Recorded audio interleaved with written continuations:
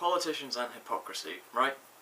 So, G7 summit today, or meeting. I've read on the news that European Council President Herman Van Rompuy said that the Ukrainian authorities had a constitutional right to restore order with their military campaign in the east of the country. This is relating to the strikes around the Donetsk region, I think, between the pro-Russia and the Ukraine civil war that's going on there.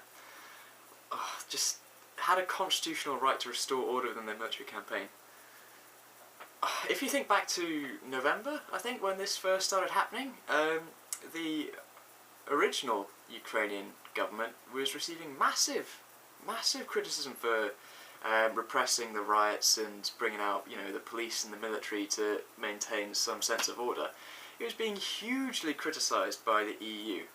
And then once this uprising happened and, that leadership was overthrown, and now you've got the pro-EU government in Kiev, now this European Council President seems to have completely changed his position. He says it's completely fine to use the military to restore order in the country.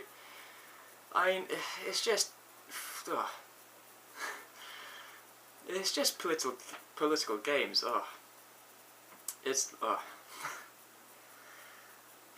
Struggling for words to describe, but it's just... I don't know. This is so hypocritical in my eyes, and it just seems like the politicians are choosing whatever standpoint they want for their own personal gain or their own political leverage. I mean, at the end of the day, you've got a civil war going on in Ukraine now, and these Ukrainian people, there's people dying every day from the hands of their government or their weapons. I'm really frustrated by this, and I think that the whole standpoint of this East-West thing seems very Cold War-ish, and there's just no point, because the people of Ukraine aren't really getting any stability.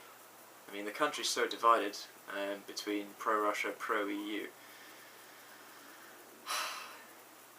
Anyway, that was my thoughts on the statement by European Council President Herman Van Rompuy.